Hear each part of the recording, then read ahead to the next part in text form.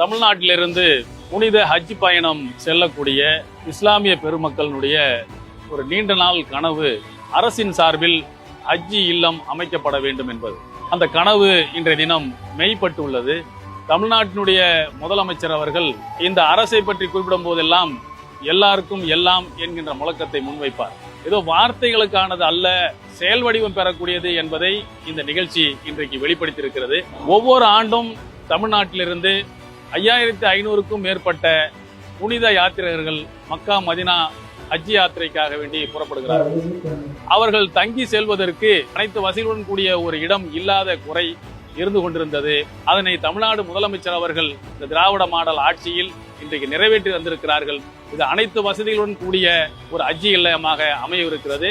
39 கோடியே 20 லட்சம் ரூபாய் மதிப்பீட்டில் அமையக்கூடிய இந்த கட்டிடத்தில் 400 பேர் ஒரே நேரத்தில் தங்கி அவர்கள் பயணத்தை செல்வதற்கான ஒரு வசதி இங்கே செய்யப்பட்டிருக்கிறது.